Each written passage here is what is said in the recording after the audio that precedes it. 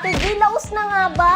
Tinawag ng isang gubernatorial bet na laos na si Star for All Seasons Vilma Santos.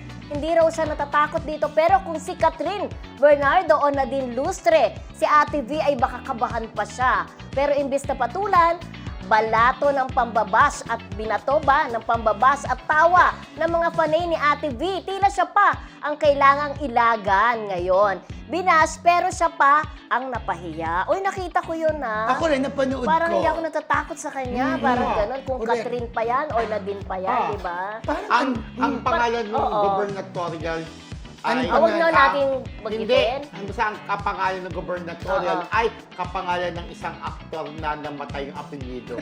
Ay, Diba? so naging blind item. Pero pwede mong bagay Namatay pa talaga. Oo, pwede Hindi ba? naman natin kinakampi. Alam mo, Saka lumabas na pa siya Oo. nagsasalita eh. Sa politics talaga, lalo na ngayon na panahon ng kampanya, Kanya-kanya. kanya-kanyang ano yan, siraan, di ba? Mga ganyan. Pero actually, nakita ko rin sagot ni Ate B, hindi siya nag-react. Oo. Kasi sa masasabi mo, Ate B, na laos ka na.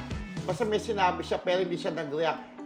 Hindi siya parang nagyabang pala, kung laos na ako, ganun-ganun. Wala siyang ganun. Oo. In fairness kay Ate B, mabait talaga si Ate B. Hindi siya nagyabang na, andito pa rin ako, sikat pa rin ako, na lahat na nga ng pinasukan ko, mula nag-enter ako sa politics, panalo si Ate B. In fairness, Yes, ha? isa siya sa Diba? mga politician na hindi naninira Oo, sa oo. mga kaaway sa... Pero ano, parang kung Kampanya iisipin or mo, some- no, palaging ganyan pag election time, hindi mo Oo. mawawala talaga yung Hindi. sisiraan mo talaga. Oo.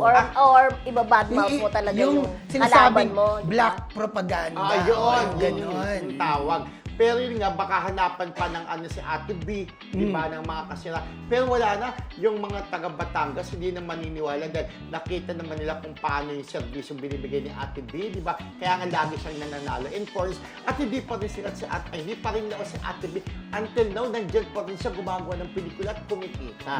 At Okay. kinukuha pa rin siya ng mga producers, di ba? Correct. Hindi Yes. pa laos ang isang Vilma Santos.